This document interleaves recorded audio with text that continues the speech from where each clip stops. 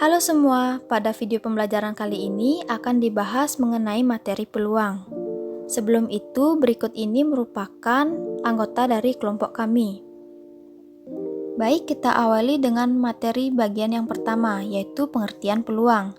Secara matematika, peluang merupakan nilai kemungkinan dari suatu kejadian yang dapat terjadi. Percobaan dipakai untuk menyatakan prosedur yang menghasilkan satu dari sekumpulan kejadian yang mungkin. Atau secara singkatnya, kita perlu melakukan percobaan untuk menentukan kejadian yang mungkin.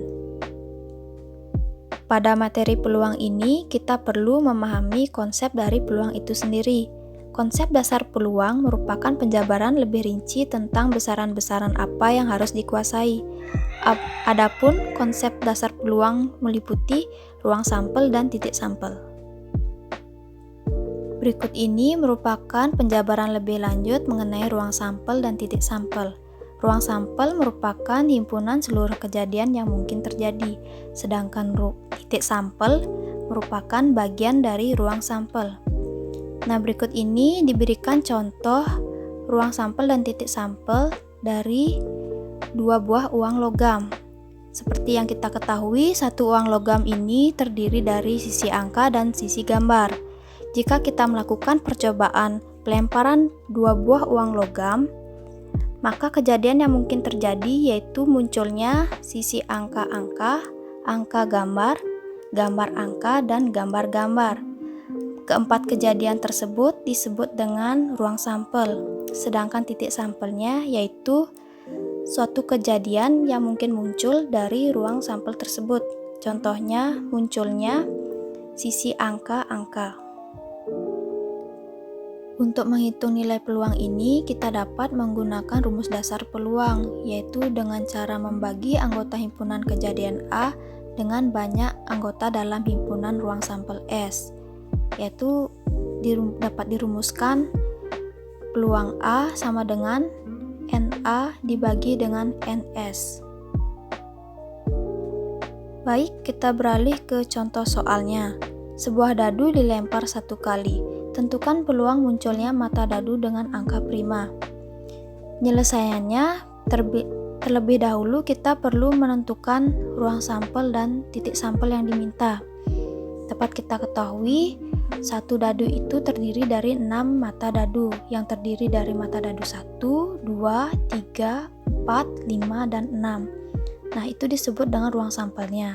Sedangkan titik sampel yang diminta yaitu jumlah mata dadu prima, yaitu ada 3, dengan mata dadu 2, 3, dan 5. Maka untuk menghitung peluangnya, kita perlu membagi 3 dengan 6, sehingga akan menghasilkan 3/6, dan jika disederhanakan lagi akan menghasilkan 0,5. Untuk selanjutnya akan dibahas mengenai nilai peluang. Nilai peluang ini memiliki syarat yaitu mempunyai rentang dari 0 sampai dengan 1. Nah, 0 ini merupakan peristiwa yang tidak mungkin terjadi, sedangkan 1 merupakan peristiwa yang selalu terjadi. Maka akibatnya total peluang dari seluruh kejadian yang mungkin yaitu sama dengan 1. Nah, syarat ini dapat juga ditulis dengan perumusan sigma NI sama dengan 1 dan PAI sama dengan 1. Untuk materi selanjutnya merupakan kejadian komplementer.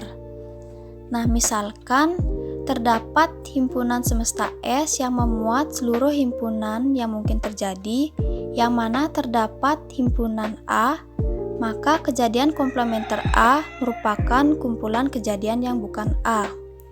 Nah, jika digambarkan dalam diagram Venn ini, kejadian komplementer A ini atau aksen merupakan bagian di luar dari lingkaran A atau himpunan kejadian A. Nah, untuk menentukan kejadian komplementer ini dapat dihitung dengan cara PA aksen sama dengan 1 dikurang peluang A. Nah, kenapa 1? Karena nilai peluang ini memiliki rentan dari 0 sampai dengan 1.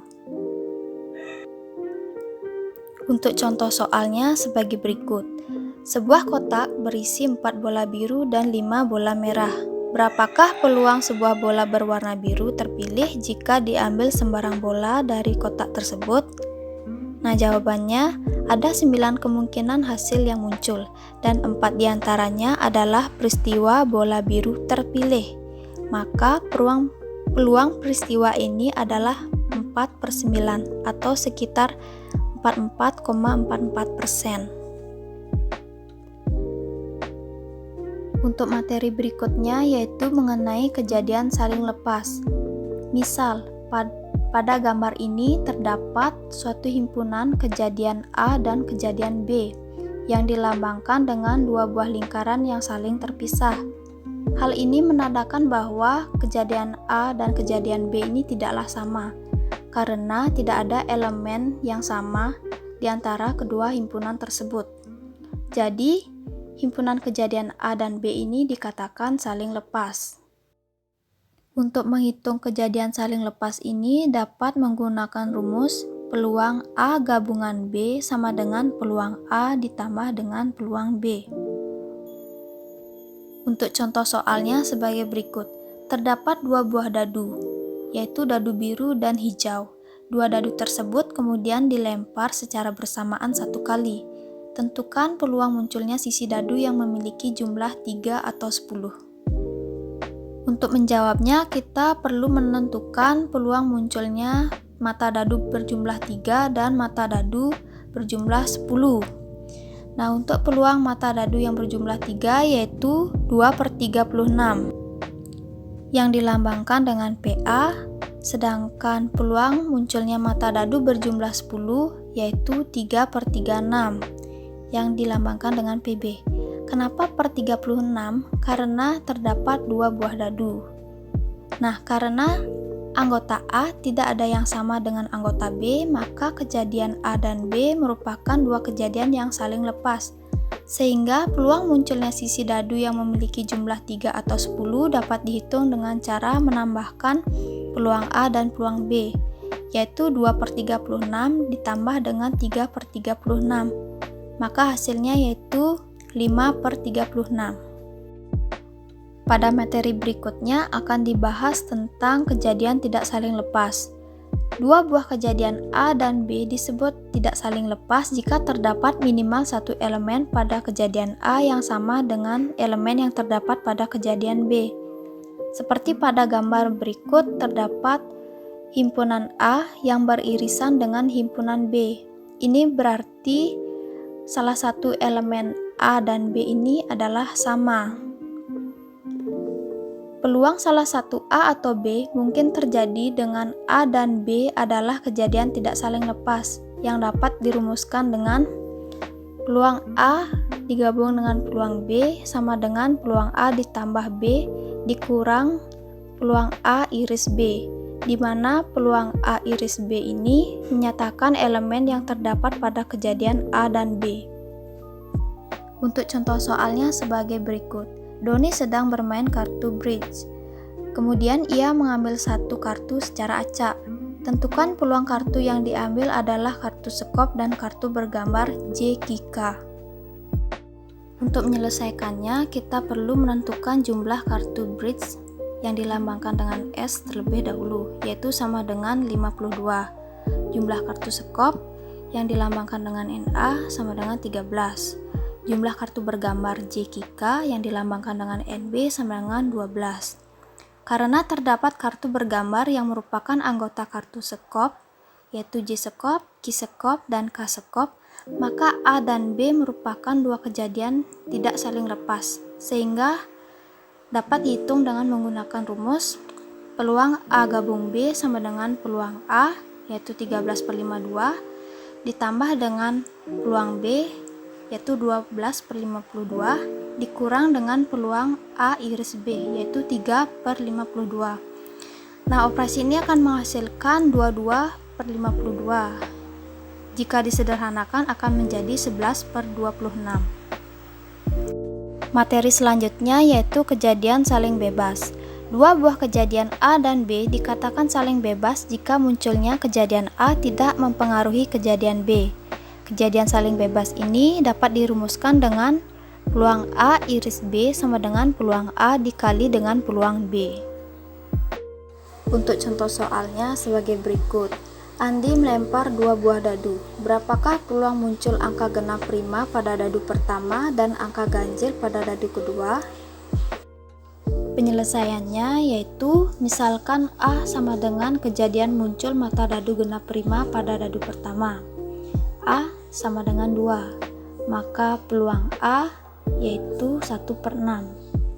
Misalkan B merupakan kejadian munculnya mata dadu ganjil pada dadu kedua, yaitu 1/35, maka peluang B yaitu 3/6. Kejadian A tidak mempengaruhi kejadian B, maka digunakan rumus peluang A iris B sama dengan peluang A 1/6 dikali dengan peluang B 3/6, sehingga akan menghasilkan 3/6. Jika disederhanakan akan menghasilkan 0,5. Jadi peluang muncul angka genap prima pada dadu pertama dan angka ganjil pada dadu kedua adalah 0,5.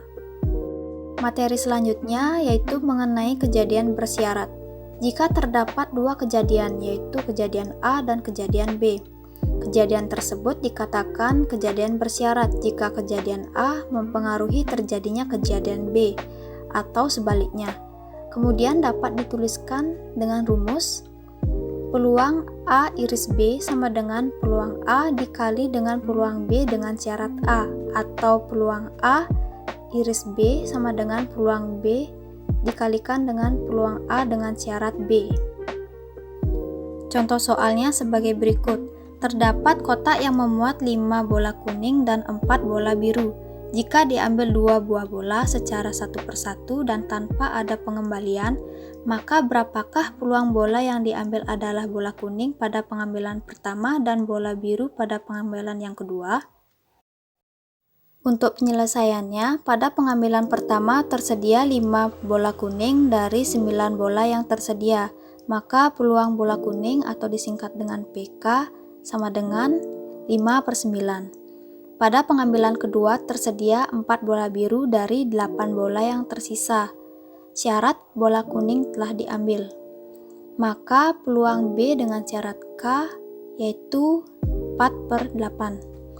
Karena kejadian tersebut saling mempengaruhi, kemudian digunakanlah rumus peluang K iris B sama dengan peluang K 5/9 dikalikan dengan peluang B dengan syarat K yaitu 4/8, sehingga akan menghasilkan 5/18.